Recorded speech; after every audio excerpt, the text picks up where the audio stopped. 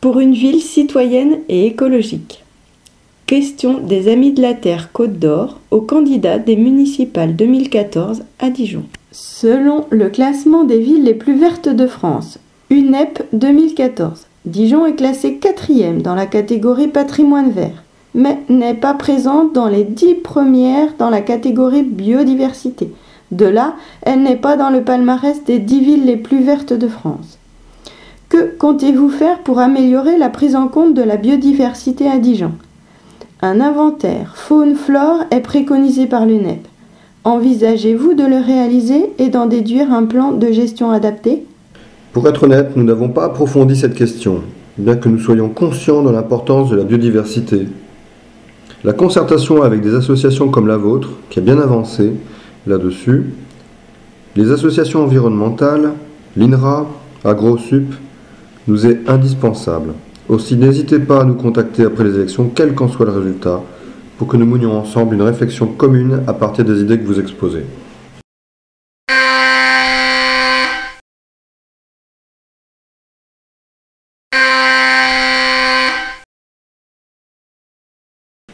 Oui, nous sommes favorables à vos propositions, voire les développements précédents en rapport avec les zones naturelles.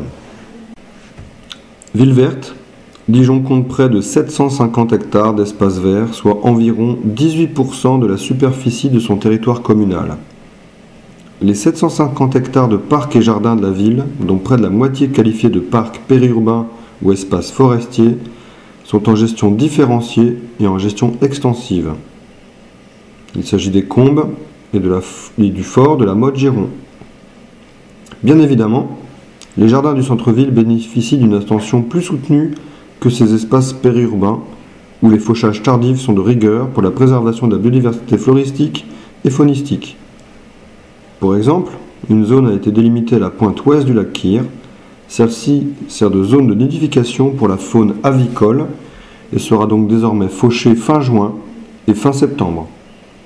Enfin, des niveaux de service ont été définis par site, en fonction de la qualité de l'espace et de son usage, les natures et les fréquences d'intervention. L'Observatoire participatif et culturel de la biodiversité a une double mission: inventorier les espèces et sensibiliser les habitants.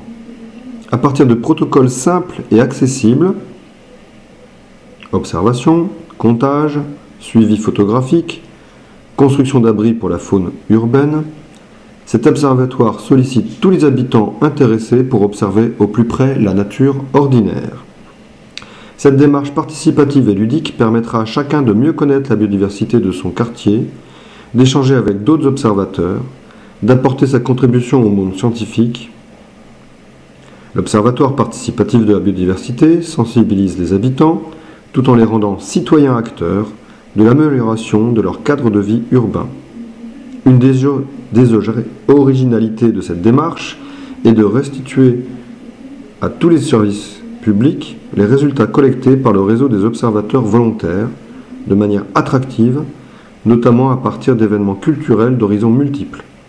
Spectacles, journées festives, expositions itinérantes en plein air, rencontres avec des naturalistes, des artistes, etc.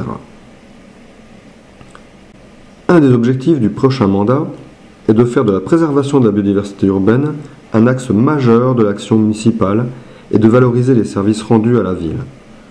Rôle de régulateur du climat, contribution au bien-être des citadins, attrait touristique de Dijon et éducation à l'environnement.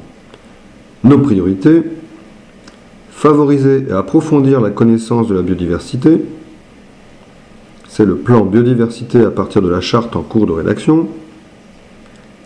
Sensibiliser et mobiliser les acteurs concernés par la biodiversité, diffuser des pratiques de gestion favorables à la biodiversité, comme préserver l'existant grâce à des modes de gestion plus écologiques et conquérir de nouveaux espaces. Enfin, prendre en compte la biodiversité dans la politique urbaine de Dijon, intégrer la biodiversité dans les opérations d'aménagement et les documents d'urbanisme, renforcer les continuités écologiques à l'échelle de la ville et de l'agglomération.